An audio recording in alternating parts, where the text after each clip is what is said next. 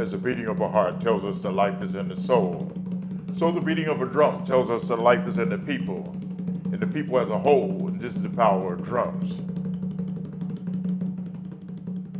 Yes, yes, yes, yes. Welcome, welcome. Bongo Blues. It is a pleasure to be here with you, Sister Rose. Yes. Yes. Thank you for giving us that sample. Didn't Yes, want you to you're stop. very welcome. Didn't want you to stop because I felt that rhythm. Yes, I'm so happy to have you Yeah, here. well, I'm glad to be here. Absolutely. Yes. Today is all about you. We want to get to know you. Who is the great, the wonderful, the amazing Bongo Blues, not just as an artist, but as a man, as Okay. a living Yes. ancestor. Yes, so we want you to just give us a little background because we know that you're a great musician, but we want to know a little bit more about you before we get to the musician aspect of you. Okay. Well, I can tell you my name is Gregory Norfleet. My father's name is John Norfleet. My mother's name is Leida Norfleet. And I was born here in Miami, Florida. And, at the age of 11, we migrated to New Jersey, which was a great opportunity for me because this was in 1964, the World's Fair that was there. And New York has always been a hot spot for artists around the world that gravitates to New York.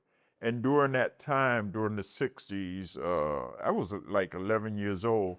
And the creative process during that time amongst musicians it was it was very high.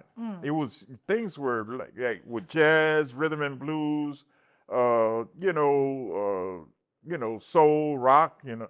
It was awesome. And I grew up during the time when Jimi Hendrix was at Woodstock, and I mean the flower power and all. But anyway, growing up in New Jersey was one of the greatest opportunities in my life because coming from the South, which was segregated and somewhat negative for black people here in America. It was there was a slave mentality, there was a slave owner mentality, black and white water fountains and stuff like that, segregated neighborhoods, um, police brutality among black people was prevalent throughout South Florida. But getting back to my experience in Miami as a young lad at 11 years old, I only know what I seen from the neighborhood.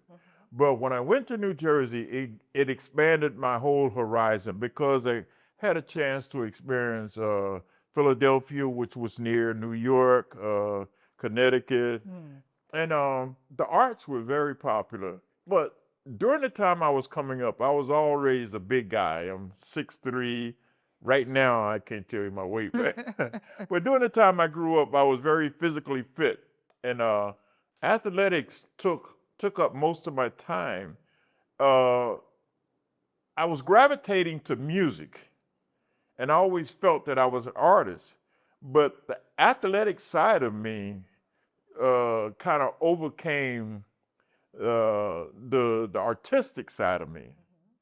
And so I sort of like suppressed my musical tastes and skills because I always loved playing conga drums. I had a bass guitar at one time in my life.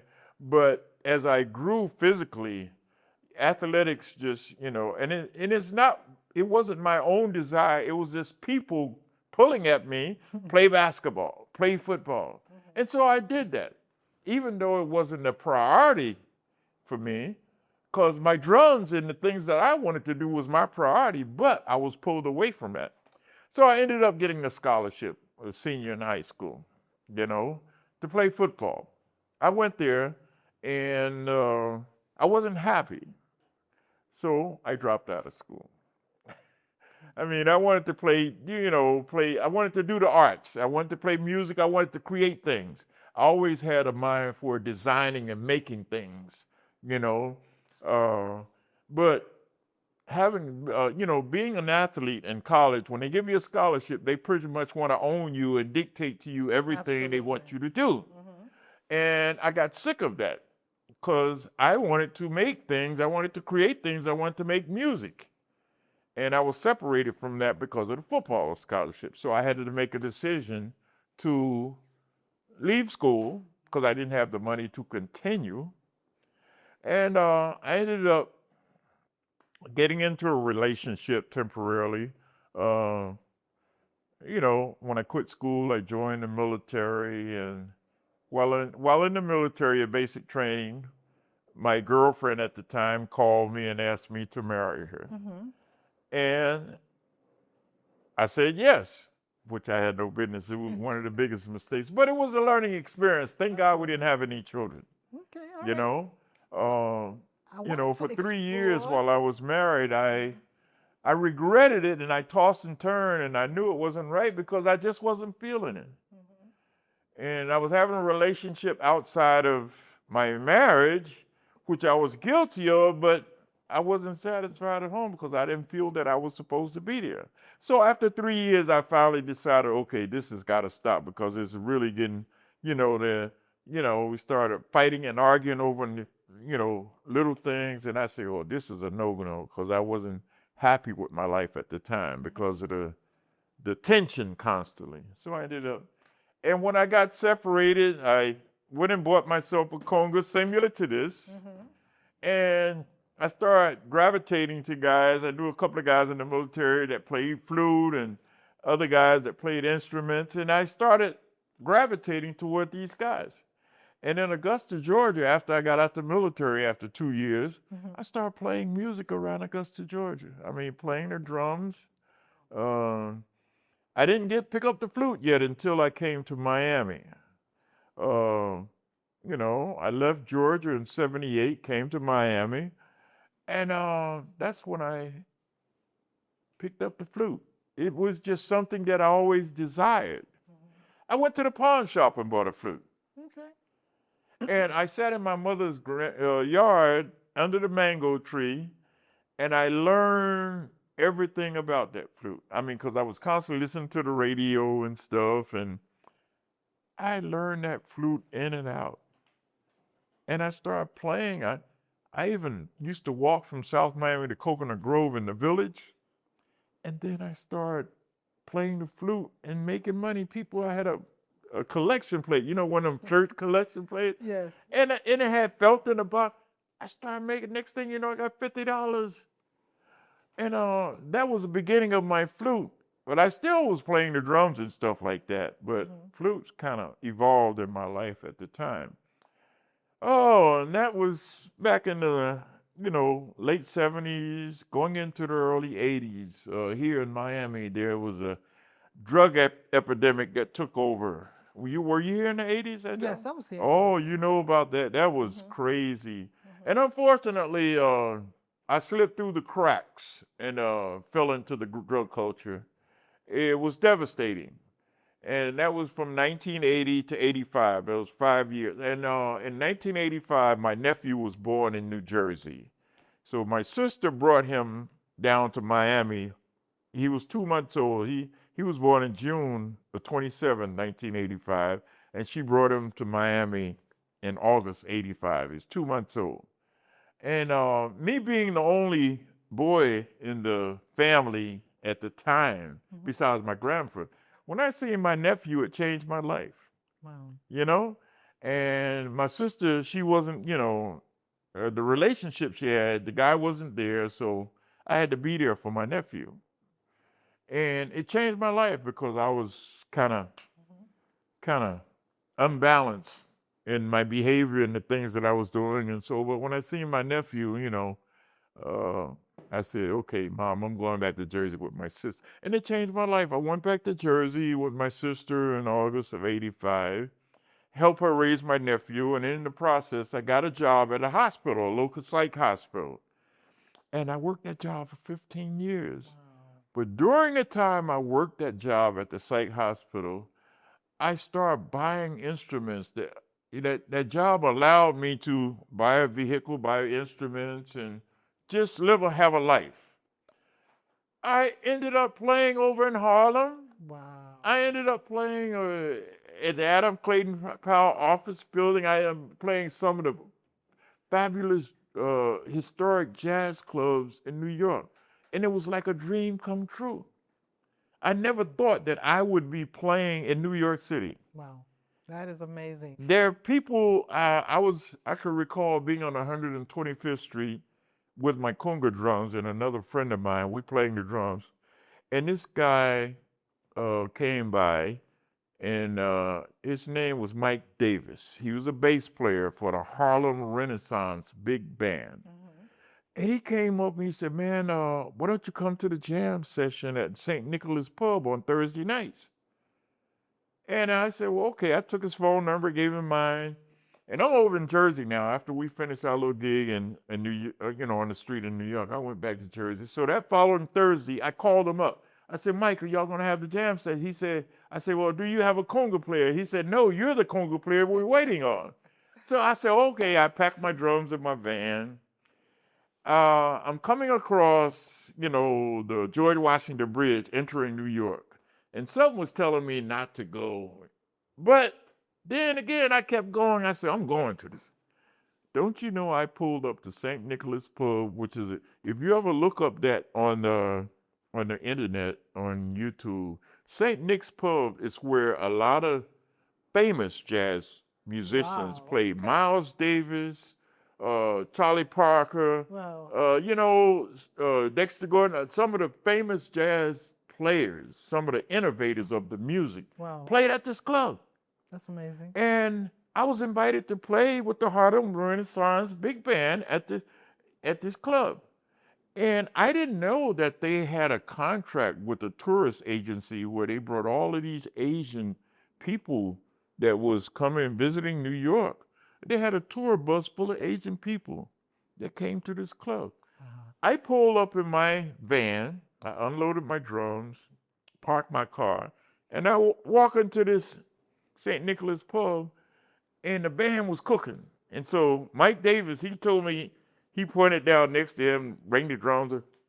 So after that set, I went and put my drums up there, and these guys were cooking. I never thought that it was exciting. I remember it like it was yesterday.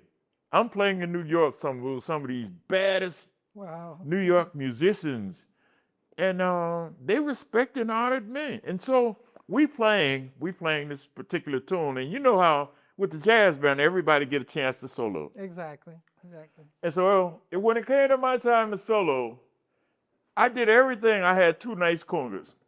I did everything I can do with my hands, and I got up and started tap dancing because the floor was hollow, and I had on some heels on my shoes, and I started it was funny. I have to tell you about it. It was funny because I never thought I'd be, and people just loved it.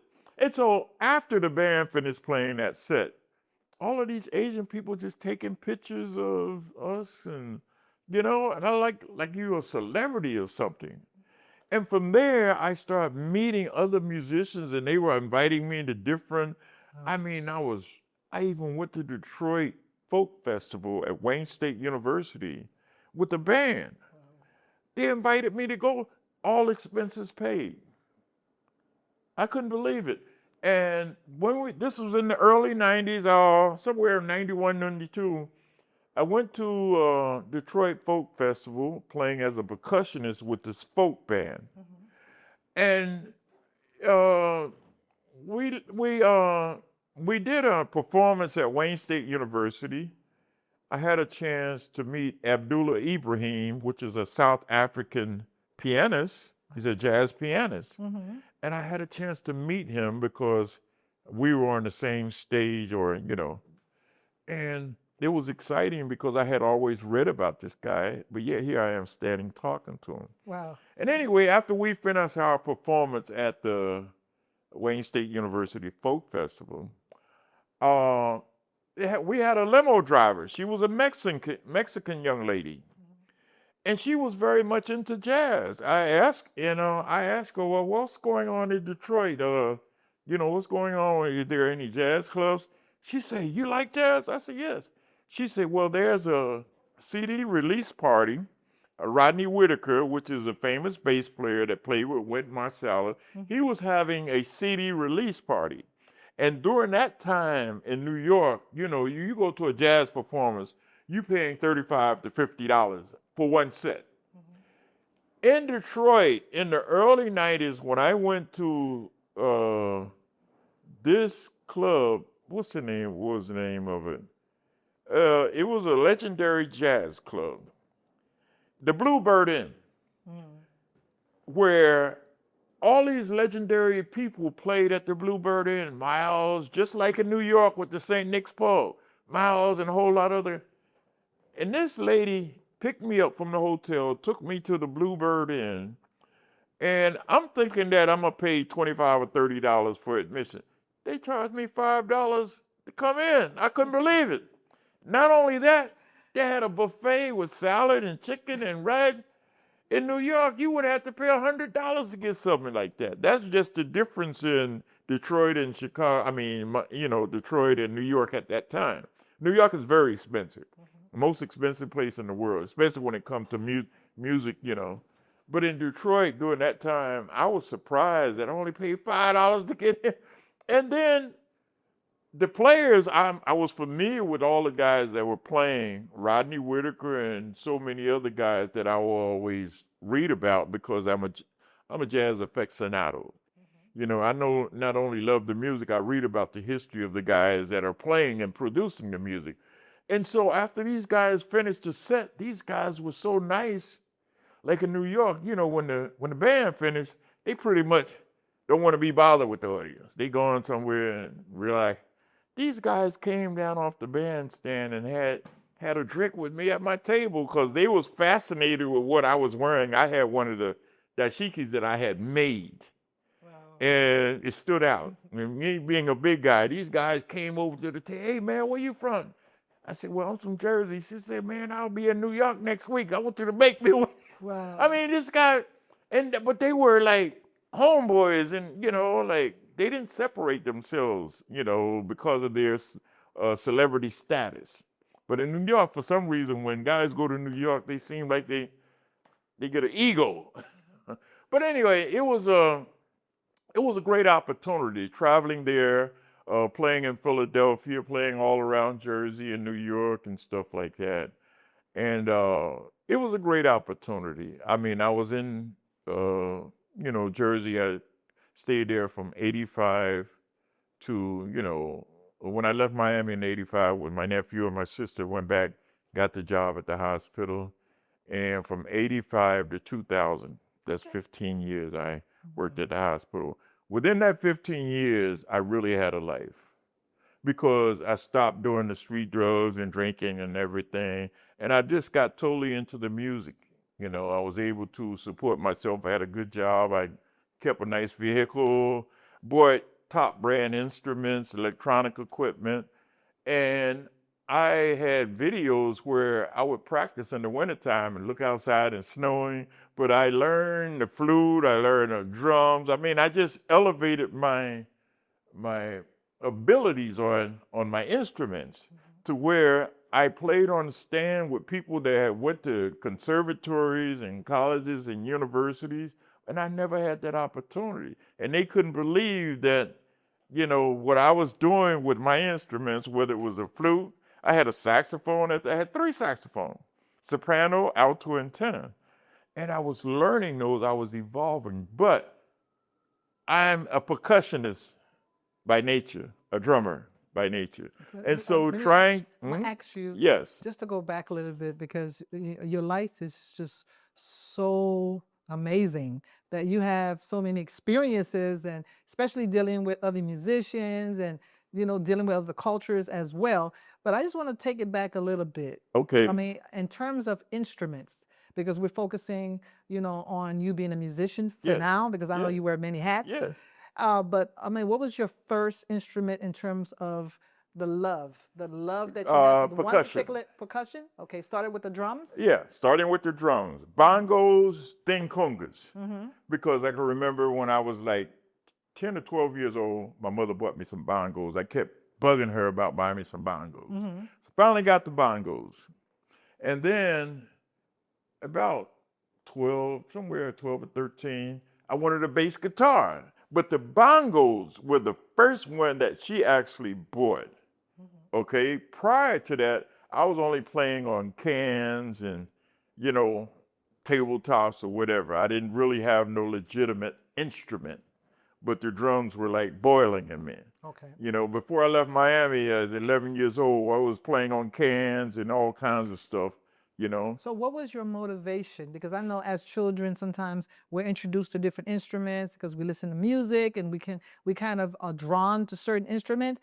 But if you can remember at 11 or 10 or 9, I mean, what pretty much kind of drew you to the percussion, and what was it about it that was It was in fascinating you? me. Coming from Miami during that time, we heard calypso music. Mhm. And in the neighborhood in South Miami, Coconut Grove, in the communities, they had little calypso bands. Okay. You know, the young guys. I'm talking about the young guys, and they had this thing with the tub, you know, with the catgut string and stuff, and the, you know, army can as a bass drum. I mean, and peach cans as bongos. And so in different communities, you had a little calypso band, and one of the songs was like, "Hey, where did the naughty little flea go? Nobody know, nobody know.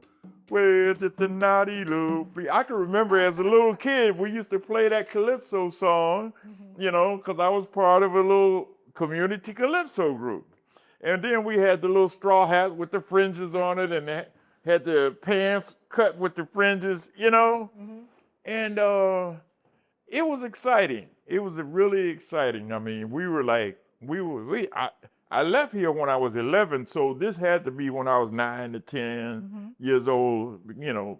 But it was the drums, and just naturally, I just felt the drums inside of me. I was always beating on something. Wow. And when I got to New Jersey, that's when I first got my set of real bongos, you know. And then from there it was a bass guitar. And then I went back to the congas because in 1968, that was my first legitimate job. I was 14 years old, ninth grade. And I worked at Fort Monmouth cutting grass. And my mom told me, well, okay, being that you're working, you're responsible to get your school clothes. I paid for 2 congas the whole summer. I paid for 2 old wooden congas. The summer of 1968, it was hot. You know, people were protesting and riots and stuff. And I worked that summer. And in August, I can remember when the job was up. It was a summer job, temporary for the summer. And when it was over, I took my last paycheck, went down to the music store and got my 2 drums. Walked down the middle of the street, me, big old young 14-year-old guy with these 2 congas. And so I went home. Mom got off from work. She come home about 4 or 5, 4:30 or so. And she asked me at dinner, she said, well, you got to get your school clothes, for September one. I said, Mom, I got me 2 congas. I don't care about it. Well, she said, you going to wear them congas then. It was funny because I wasn't into clothes at the time. I was a big, young, athletic guy. I was big, muscular and stuff. And I just wore T-shirts and a pair of jeans or khakis. I wasn't one of the cool guys in the neighborhood that had to have the latest fashion. In essence, I was like a country boy, okay? I wasn't into clothes and everything like everybody else was. Guys had a certain type of rap that they can talk to a girl. I didn't have none of that. I was just me. The music. Now, the question is, what musician at a young age influenced you? Okay, at that time, I really wasn't into jazz coming up, in my early, coming from, 12, 13 years old. I didn't get into jazz until I came back to Miami after the military in 78. That's when I really cut into jazz, because prior to that, it was the Temptations, it was Curtis Mayfield, James Brown, the temporary black, musicians and artists. Gladys Knight, Aretha Franklin, B.B. King. But when I came to Miami, they had this radio station, WLRN, which still exists right now. And I always had a little radio in my bedroom. And I kind of looking for a station to listen. And I started listening to jazz. And well, actually, in the military, on the 4th of July, when I was in the military, on the 4th of July one summer, a friend of mine took me to a cookout.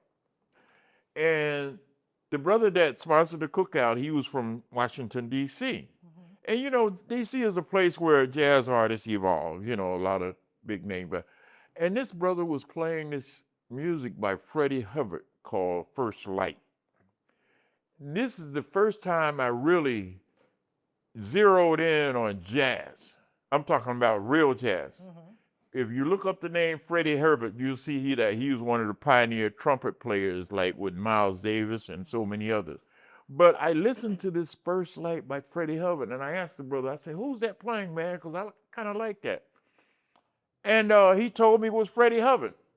And ever since then, that summer, I started listening to jazz, and it just grew up on me. So when I came to Miami, I already had an ear from Augusta, Georgia, you know, and coming to Miami, I was exposed to more because Augusta, Georgia is a southern town. You know, it's not like New York or Miami. They're limited in the arts. But when I came to Miami, they gave me a greater scope on the music. And I started listening to more music and then going to Gusman Hall, the concerts. And at the University of Miami, they have a school of music there, which, you know, feature local artists and plus a lot of students. And I met this brother. I went to a free concert at University of Miami, and this brother named Abdul Walik, his name was Spider Martin. His last name was Martin. He was from Chicago. And I went to a performance at the University of Miami, and he played saxophone. And me being one of the only blacks in the audience, you know, after he finished playing, we gravitated, and I introduced myself and gave my appreciation for, and this brother invited me to his rehearsal. Wow. That was exciting. Yes. You know, I mean, he must have seen something in me. I mean, there was a few other black people there, but we gravitated to each other, okay? And he took me to rehearsal with some of these prominent South Florida jazz musicians.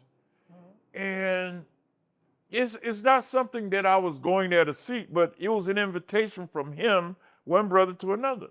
And wow, that was exciting. And so during that time, you know, I was playing congas and stuff, and I was playing with a few people around South Florida. And they had this jazz club on 95th Street, right off of 22nd Avenue, called R&R Place. And my dad used to live right around the corner from there. And so after I come home from construction work, I'd get washed up and go around the R&R Place, and they were cooking like New York. Wow. I said, wow, man, this is crazy. My hometown has got this jazz popping up. That club no longer exists, and there's never been another club like that in Miami, because I'm a diehard jazz fan. But that R&R Place, it was in the hood. It wasn't like it was out somewhere. And I used to walk around the corner to R&R Jazz Place. Wow. You know, and I never played there. I would just go there and get me a rum and coke and be drinking rum and coke for the next 3. But anyway, percussion was my instrument that I pursue. Even right now, I love playing the flute. I have 2 flutes at home, and I got to get a fix. But I have an arsenal of drums, which you've seen on the picture.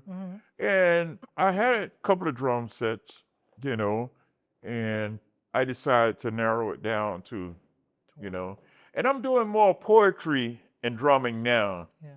But I'm glad you mentioned that, because we have to talk about you choosing to do I don't know what to call it, because it's not even a performance. I mean, to me, when I hear your work with the Last Poets, Yes. and it's like, how would you even define that? What would you even call that? Because to me, when I hear you, I'm listening to the Last Poets. As if it was I'm a them. disciple of the Last Poets. Oh, well, Let tell me us give more you the about history. that. Yes. In 1968, when I got those congas at my first job, the Last Poets, that's when first came out of New York. They were young guys in Harlem.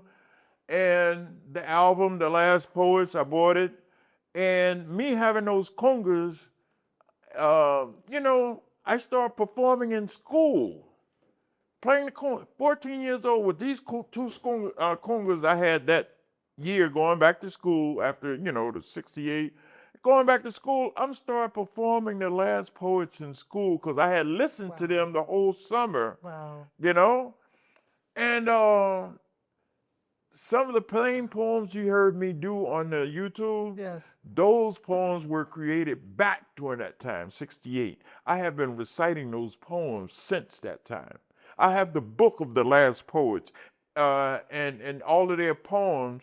And right now, there are 30 poems of The Last Poets that I know word for word. I memorize it because there's a generation of people from back during the 60s and the 70s that they remember those times. They remember The Last Poets.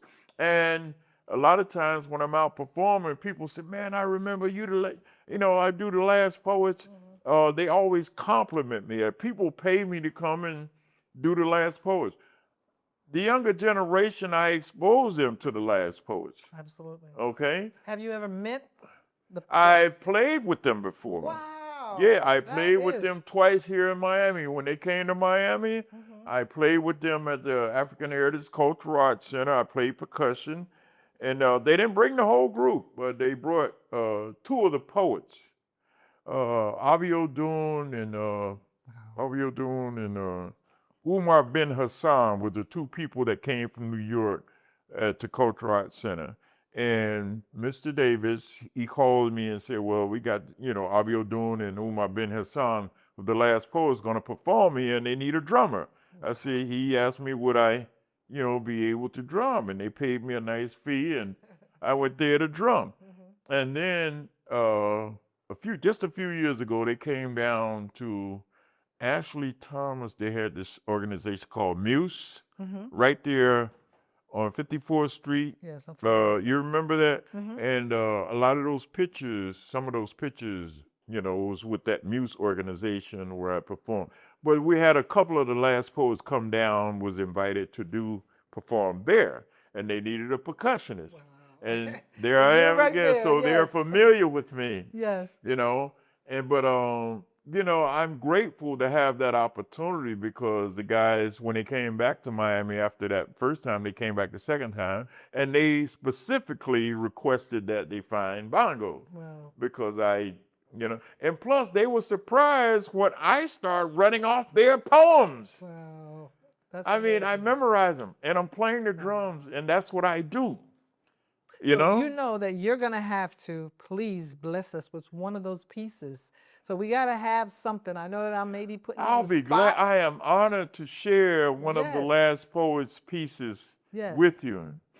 I can, this piece called Jazzoetry. I'm going to play this piece, and I'm going to play a simple rhythm. And most of these rhythms that I play with the poems are rhythms that I created. Now, with The Last Poets, you may hear different rhythms because they had several percussionists. Yes. But I go out and perform solo, a cappella, with just the drum and me. That's amazing. And the title of this piece is called Jazzoetry. Wow, all right.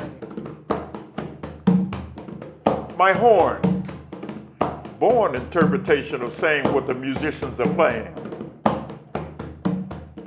Metaphysical arrangements, musical estrangements, melodious derangements is the story of jazzoetry.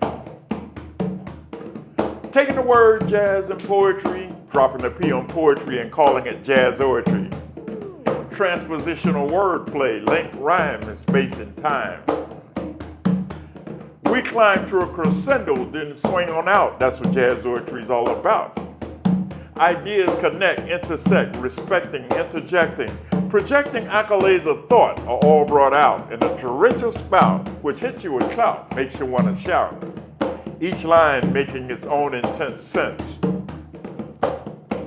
We move on like notes out of a horn, flooding the landscape with musical dreams, reams and reams of soft, loud screams, interlocking the methodology of musicology. Each word fated to be interrelated. Jazz oratory is sound poetry. Rhythms and sounds and leaps and bounds, scales and notes and endless quotes. Hey, black soul being told. Hypnotizing while improvising is mentally appetizing. Off on a tangent, ain't got a sense. Searching, soaring, exploring. Seeking you shall find. More time, more time. More time, more time, more time. To find who, where were you? Are you blue? We're not through digging the new. Climbing higher, souls on fire, seeking the top, can't stop, dig bop. Left earth on a new birth, in space, out space, our place, and face us. Regenerated, less complicated, vibrating, educating, stimulating. Young and old as a whole, those who know jazz is pros and how it goes and it's going to be. Me, us, we, free, baby, can't you see? Hey, check it out without a doubt. What it's all about, then shout. Off and on, being born, rhythmically in a well. Can't fail, smooth sail. Break it down, run it around, and give it a pound on the town and the world. Get the sound about love inside our pride. It's on the ride. Jazz oratory is poetry. Getting hat on the scat, the beginning of this, the end of that. Riffing on the cue, the player's never through. Solid, baby, me and you. Smooth blowing and flowing while your horn is blowing. Putting on a show, digging some more black ego. Going up, growing up, that's us. Smoking, cooking, hard boiled like a cobra coil. Blowing your mind to rhythmic time. Digging up, driving, striving, arriving at conclusions. Life and death, all in one breath. Minor chords, soft keys, summer breeze, winter freeze. Listen, please. Breaking the rules, schooling the fools. Jazz is cool, that's the truth. Dig my proof, rhythm and swing, doing your thing. Abnormally and formally, jazz oratory is poetry. Poetic vibes, masculine bass, flute and drums, pick up the pace. Piano keys on a sprawling flight, that's jazz oratory in black and white. Brilliant colors, glowing hues, intimate expressions, personal views. Spread the news by way of the blues. Brothers, others, lovers, mothers, sons, friends. Brothers, others, lovers, mothers, sons, friends. Brothers, others, lovers, mothers, sons, friends. On the set, ain't none of y'all been freed yet. Trying to pin what's happening, what you're coming from and going to.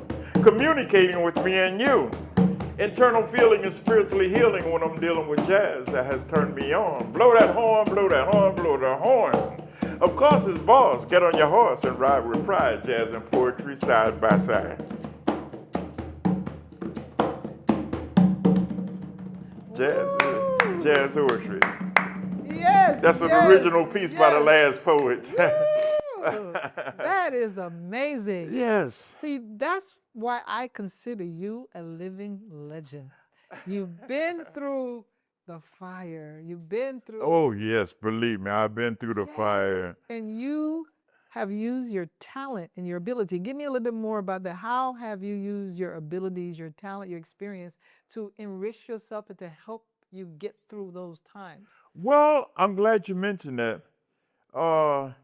My experiences as an artist had helped me overcome adversity and things in my life that, you know, like going through trying times, like an addiction, you know. It was the music that helped pull me through that. Because when I was going through that during the early 80s, it was devastating. I mean, it totally imbalances your soul. And a lot of times when we're on our journey and we run into something that knocks us out of whack, we need something to, if we're gonna get right. Some people never make it get right. Absolutely. Some people pass on and just disintegrate. I wasn't ready to surrender that to them. I always felt that the music was boiling in me. The artist in me overcame my substance abuse. And even today, you know, I see brothers and sisters out there suffering from addiction. You know, they need something in their life. Some people go to spirituality, which I still do. I go to my spirit, you know, I connect with my ancestors and my divine higher power to help me, you know. But I don't have to deal with addiction no more because I decided that it was too painful to continue self-destructive behavior. Wow. And that's what I was doing. It was I had no reason to do that because I wasn't raised like that. It was just a mistake on my part. But I thank God that I evolved beyond that. Absolutely. And there was a time when I came from New Jersey back in 2000. I had all these valuable instruments. I mean, drum sets and audio equipment and all kinds of drums and horns.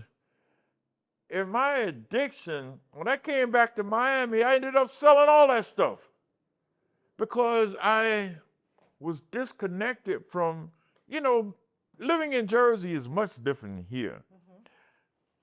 They don't tolerate the street drug stuff in the area where I live and grew up. They didn't tolerate that.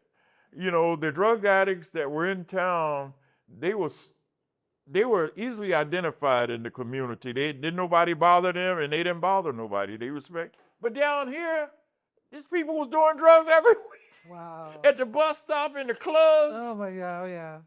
I couldn't believe. Yeah, so it was accessible. I could not. When I first came back to Miami in 2000, even when I was younger, coming back and forth, I never seen nobody doing drugs. I see people smoke weed, but that was common.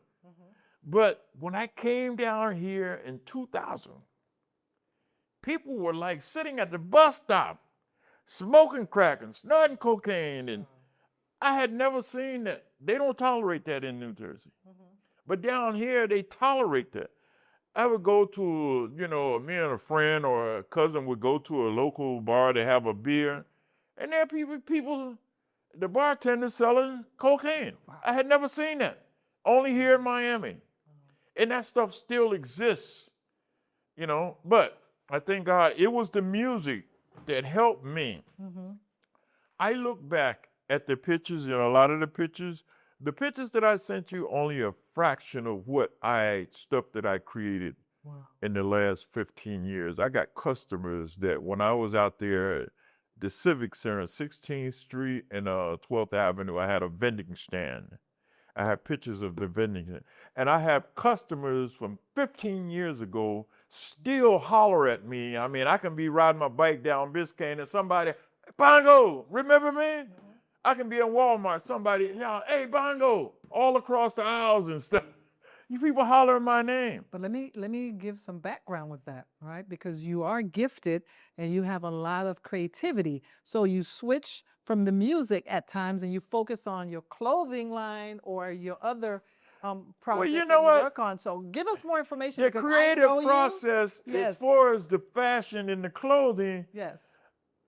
that was always in me naturally. I was never taught how to sew. It was just a desire that I had to create. Well, first of all, up in New Jersey, when I was playing a lot of music, I had good instruments, but I used to, coming from Miami, I just had an African frame of mind because when I was in school, coming up in junior high school and high school, I was always drawing African images. It was just in me.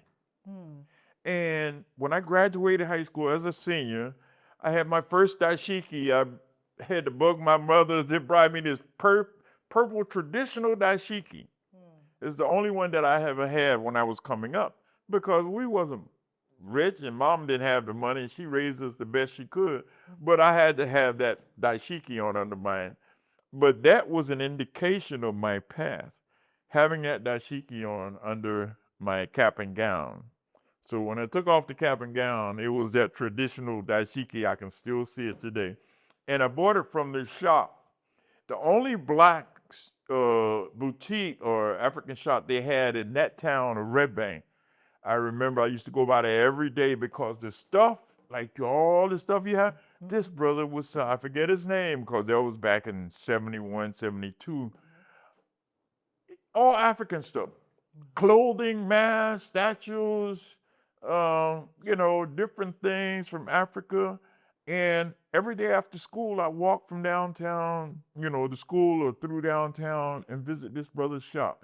And it just inspired me. And I said, one day I'm going to have my own shop. Wow. That planted the seed. So even though I went to college for football, that seed of the African boutique was always in the back of my mind. And so when I came back to Miami in 2000, I went through my little trials and tribulations with the streets and stuff. But I had to settle down, and I started making my stuff in New Jersey. I bought a sewing machine because in New York, I used to go to Harlem, 125th Street, and Lenz Avenue. They had an African market. I used to pay top dollar for the African clothing, but it was so expensive. I said, it's got to be a better way. So as I'm walking through New York, because I used to do a lot of walking just to see all the little shops. I found fabric stores that had African material, and it was cheaper than buying the whole outfit. I bought that African material, bought me 5 or 6 yards, went back to Jersey, went to a department store, bought me a brother machine for about $120, and it was on from there. I started making my mother African dress and making my own stuff that I perform in. And when I came to Miami, I always had this sewing stuff that I had started in New Jersey, but I got caught up in the streets again. But I decided, having the desire to sew it was so embedded in me that I left the streets alone, and I decided I needed to make some money to sustain myself because I got tired of working security. Because when I came down here, I started working security, and them people don't like us. I work with them. I don't want to mention no names, but working security down here, if you ain't bilingual, you have a rough time. So that's another story in itself. But my desire to create the things I wanted to wear, it was so strong to where, you know, 15 years ago, which one was that? That was 2010. Yeah. Yeah, that was 2010 when I first moved in that apartment. And that apartment that I live in today gave me stability, because prior to that, I was moving from one place to the other, and, there was I wasn't consistency. But where I live now, it gave me a place to really, settle down, get me a sewing machine, get all my instruments, all the instruments I got. I've been having them. I haven't sold them, because there was one time in my life where I was unbalanced and misguided, and I sold. And 15 years ago, I got sick of doing negative things and started doing positive things. And so I got sewing machines, but I got 3 sewing machines. I got a serger and I got 2 regular sewing. And then I got a floor model machine. I love sewing. I study on YouTube tutorials about sewing. And not only that, I use my own imagination most of the time. The things that you seen me create, the suits that I wore, I created those. That was out of my own imagination. Because I look at African clothing, and I look at pictures of, or documentaries about Africa, and I see that what they wear, and I sort of like it's stuck in my mind and in my spirit. And then when I'm creating, it's based on what I've seen in African, culture. Absolutely. But it's coming from my own, spirit. I have a question. Yes. We're gonna talk about as far as the community, because as a Black musician, Mm-hmm. as a Black entrepreneur, do you think that you all get enough support from the Black community? Because I think you mentioned Asian people coming for the concert and other people. Do you think that Black people value their artists and support them the way that they should? Because you've been through a lot. So it's like a 2-part question. Do you think that if you had the support of the community? Yes, I feel that, and if you ever travel, especially on the East Coast, I mean, I grew up in Jersey. You got Philadelphia there. You got D.C. all in that area, right, in the Northeast. It appears to me like people up in the Northeast are much more culturally conscious. Up in New Jersey, I play with a variety of different people, and plus the support we get from the people. Yes. Especially Black people. I mean, they're when I used to sell stuff in Jersey, I mean, I was out there performing and on the street, and people would pay, and then people were paying for me to come and perform and stuff like that. It's very hard down here. You take, for instance, when Muse was doing that organization with Ashley and Bard, and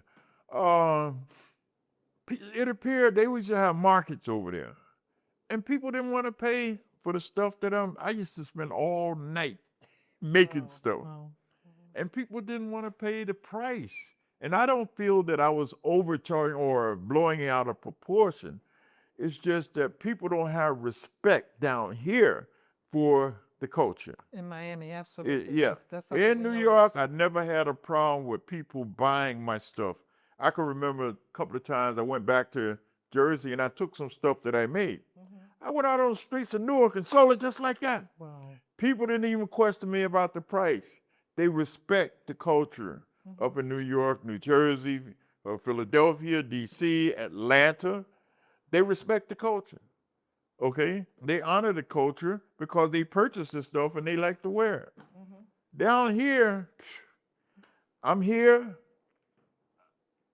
I've been down here since 2000.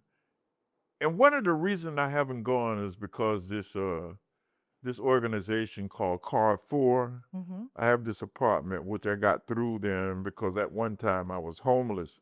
And so Carrefour is an organization that provide, housing for homeless people, and I was one of those at that time. And it's subsidized, they got rent subsidies where I'm not paying a full value of my place, which the full value of that apartment that I have is about $1,100 to $1,200 a month. I'm only paying $300 a month. That's one of the reasons that I have not left here. To be totally honest with you, if I had to pay full rent down here, I would have been gone. Because they respect artists in Jersey, New York, and Philadelphia, and D.C., and they respect artists, and I can make a living. Yes. Okay, especially out on the streets of New York. I can vend out on the streets of New York and make $500 a day. Wow. With the things that I create and make. Then there I got customers. Down here, it's been times where I had to give stuff away. Serious. Yeah. So what do you think is the main issue here, other than I not wish I could. valuing the culture? What do you think keeps people away? I think it's educating. A lot of people are uneducated to the culture. They don't read and they don't look at YouTube. You got people that specialize in our culture, in the diaspora, regardless of whether you're from the Bahamas, Haiti, or Jamaica, or Cuba, or wherever. If you Black, see, one thing I like about up north, Black people from the diaspora, they band together.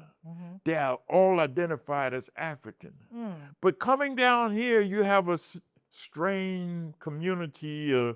They're fighting against each other, and they don't like each other. That's unheard of in Jersey. Wow. Because I play with all kinds of people. I've been playing. I did a performance in East Orange, New Jersey, and I seen an African, this thing, they got African instrument. And brother, I mean, it was awesome. Wow. I don't know the name of the instruments, but there was two guys. One brother named Sekou and the other brother named Babaru. I remember him. I met them at a performance in East Orange, and after we finished the performance, well, actually, while we was at the performance in the dressing room, I'm back there playing my flute, and they asked me to perform with them. I just met the guys. That is, Sekou and Babaru.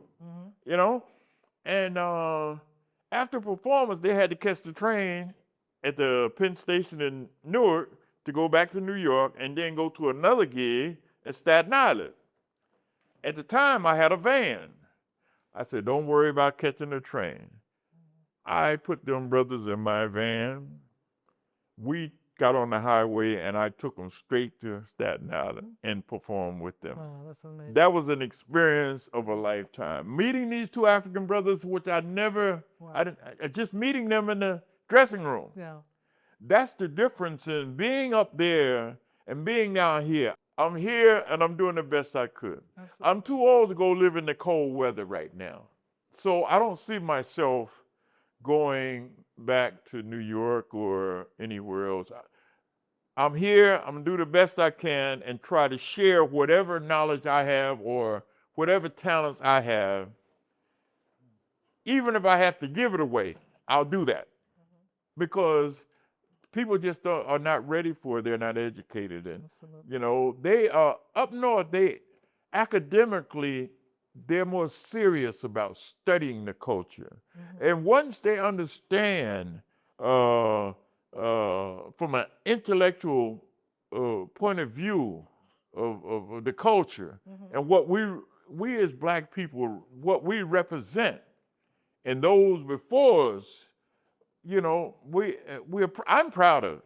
Absolutely. And so therefore, you take, for instance, the Last Poets. When I was 14 years old, I first heard them brothers, and I've been carrying the legacy of the Last Poets on. So I honor them. Absolutely. When I perform, I'm giving respect to the Last Poets.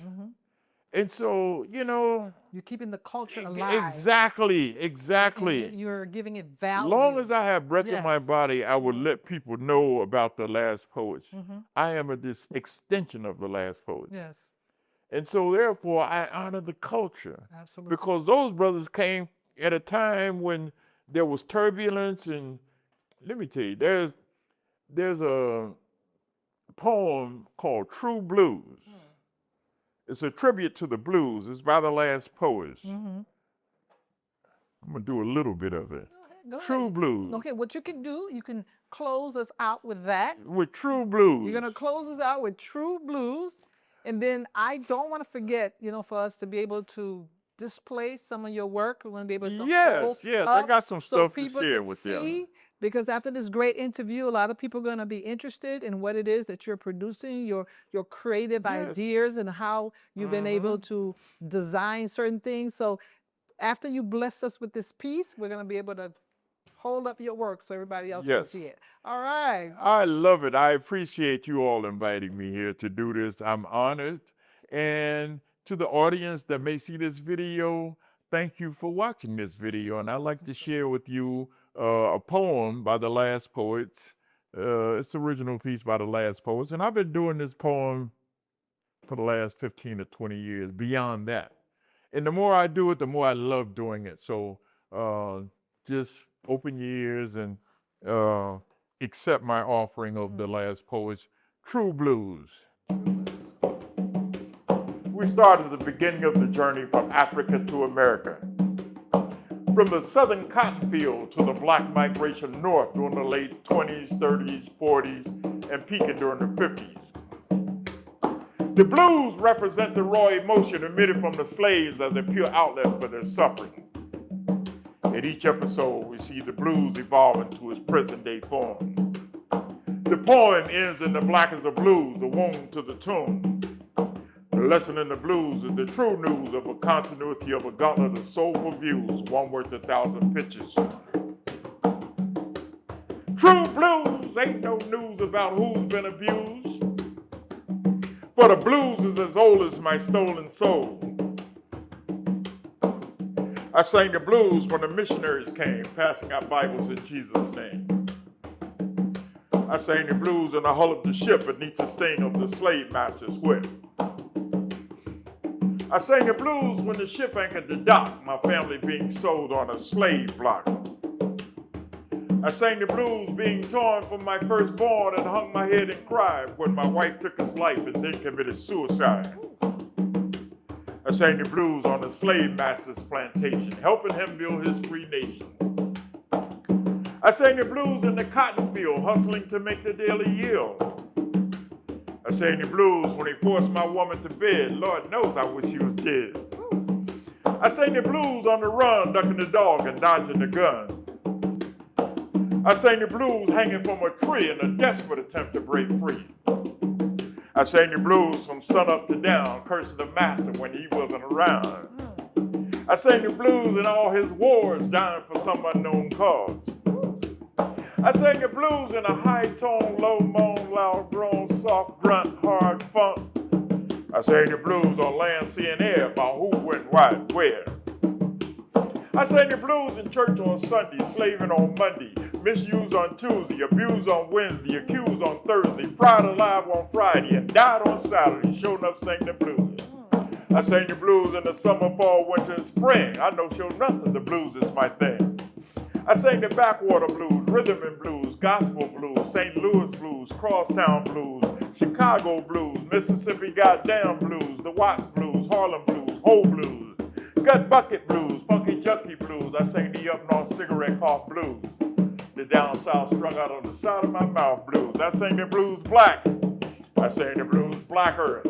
I sang the blues blackest. I sang about my show enough blues blackness. True blues, ain't no news about who's been abused.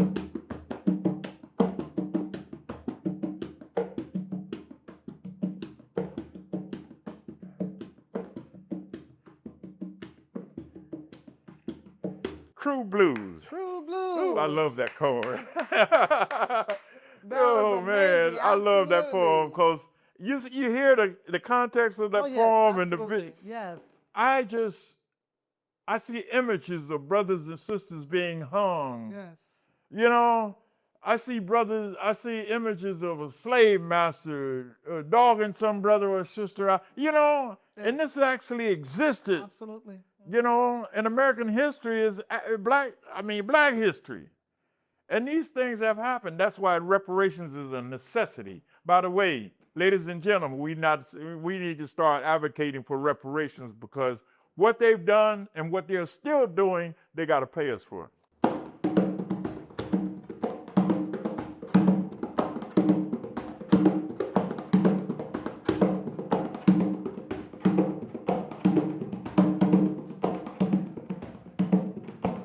My name is Bongo Blues.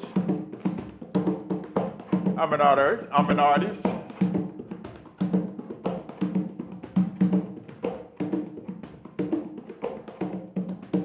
I play flute, I do poetry. I'm a disciple of the last poets. I guess you heard some of the poetry that I've done. And I'm also an African textile artist.